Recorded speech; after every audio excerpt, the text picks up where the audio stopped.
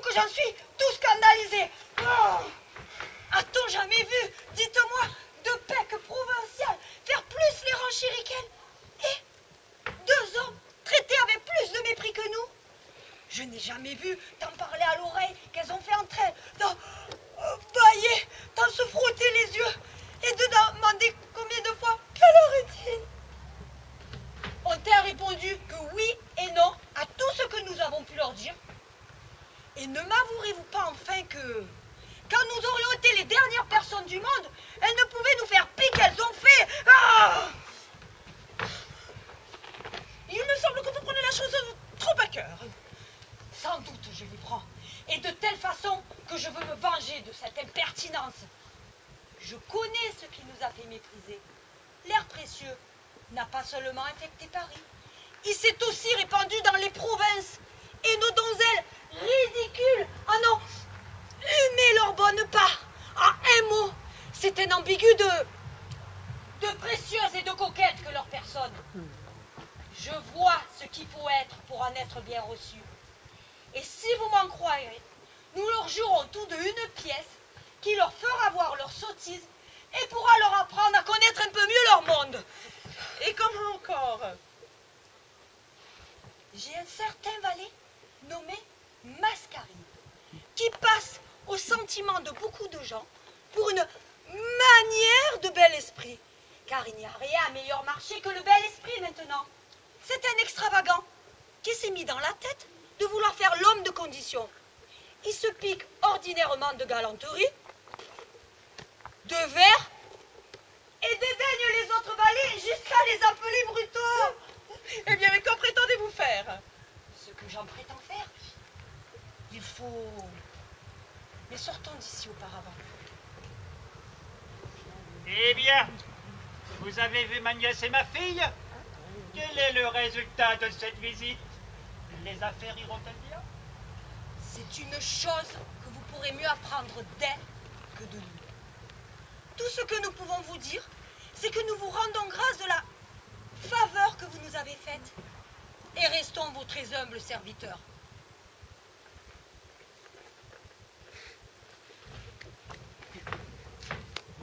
Ouais. Il semble qu'ils sortent mal satisfaits d'ici. D'où pourrait venir leur mécontentement? Il faut savoir un peu ce que c'est. Oh là! Que désirez-vous, monsieur? Où sont vos maîtresses? Dans leur cabinet. Que font-elles? De la pommade pour les lèvres. C'est trop pommadé. Dites-leur qu'elles descendent. Ces pandards de là, avec leur pommade, ont, je pense, envie de me ruiner. Je ne vois partout que blanc d'œufs, lait virginal et 1000 autres brimborions que je ne connais point. Elles ont usé, depuis que nous sommes ici, le lard d'une douzaine de cochons, pour le moins. Oui, oui, oui.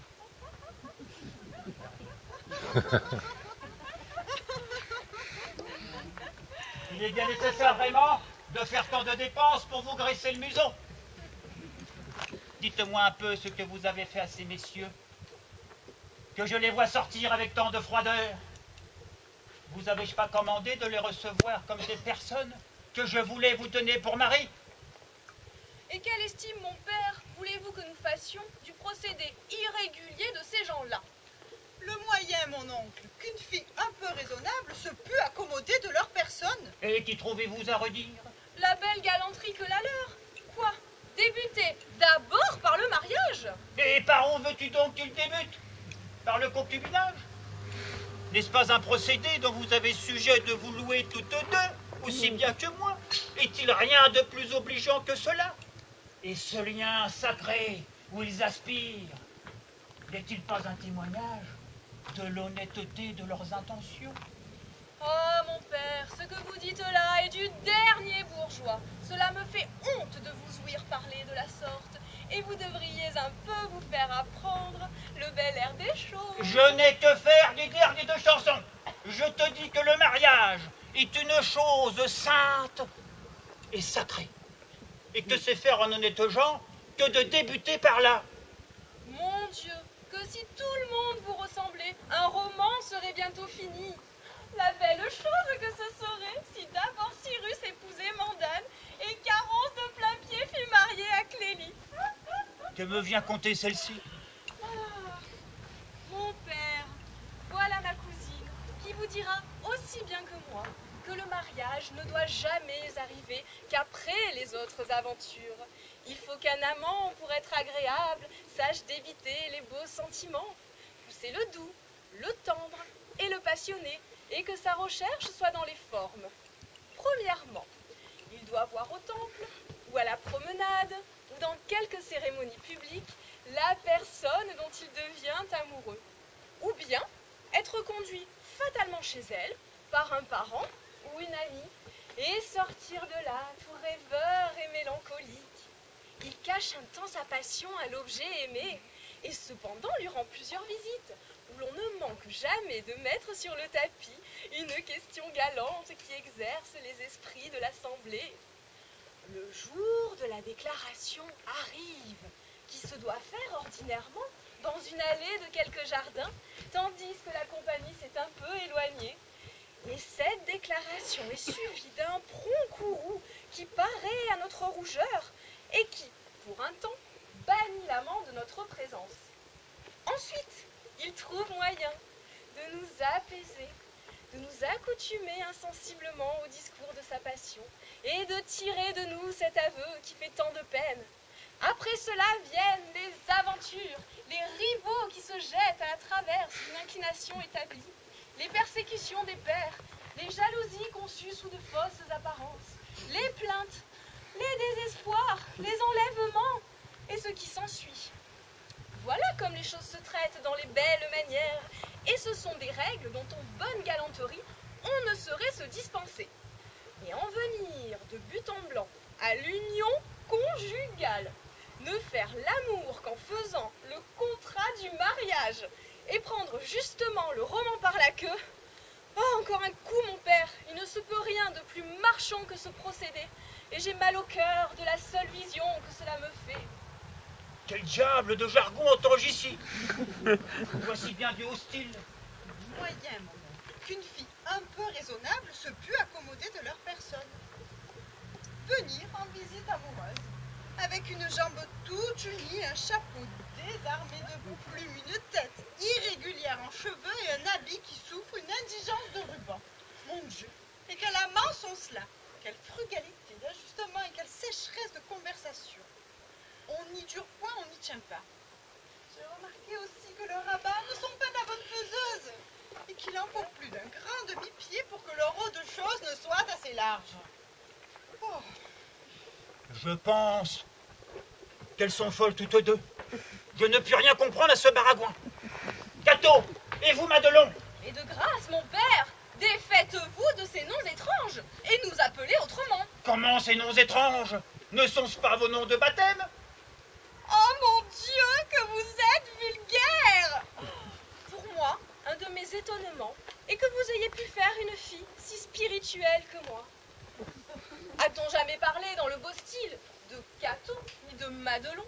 Et ne m'avouerez-vous pas que ce serait assez d'un de ces noms pour décrier le plus beau roman du monde?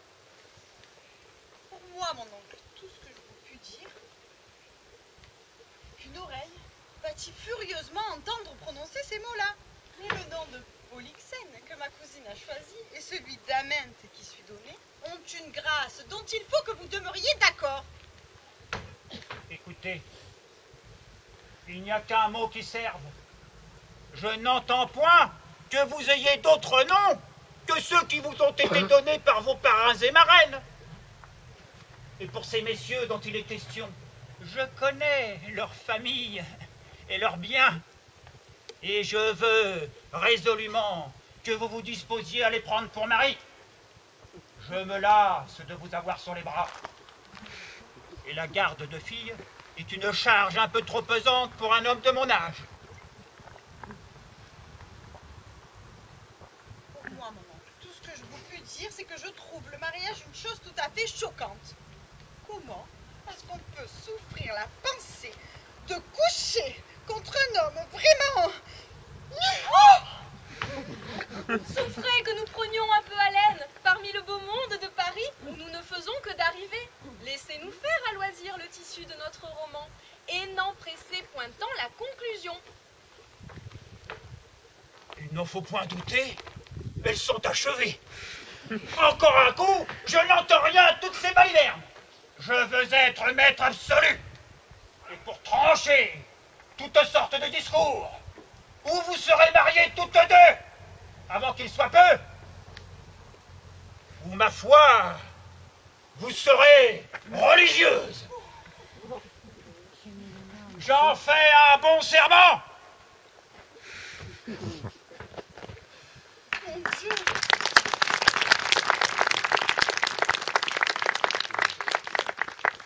Mon Dieu, ma chère, que ton père a la forme enfoncée dans la matière. Que son intelligence est épaisse et qu'il fait sombre dans son âme. Que veux-tu, ma chère? J'en suis en confusion pour lui. J'ai peine à me persuader que je puisse être véritablement sa fille. Et je crois que quelque aventure un jour me viendra développer une naissance plus illustre. Oh, je le croirais bien, oui. Il y a toutes les apparences du monde. Et pour moi, quand je me regarde aussi. Voilà un laquais qui demande si vous êtes au logis et dit que son maître vous veut venir voir. Apprenez, sotte, à vous énoncer moins vulgairement. Dites, voilà un nécessaire qui demande si vous êtes en commodité d'être visible.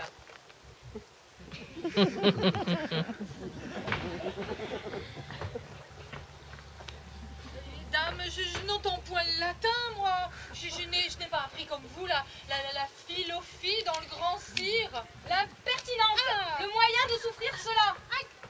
Et qui est-il, le maître de ce laquais?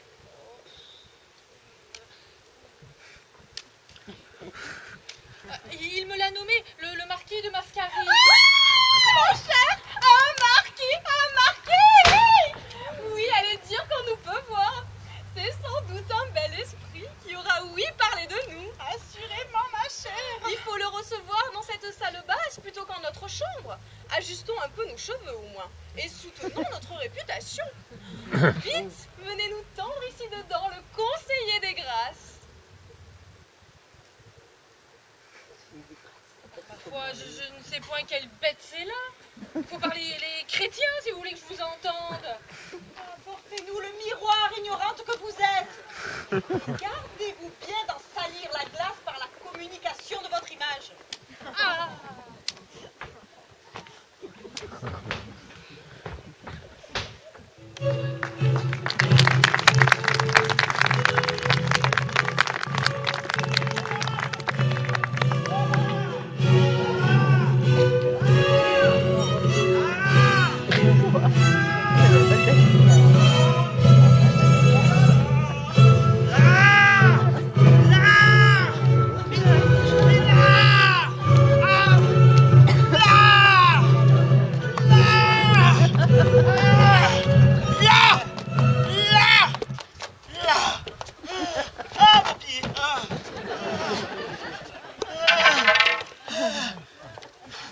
Je pense que ces marauds-là ont dessein de me briser à force de heurter contre les murailles et Paris.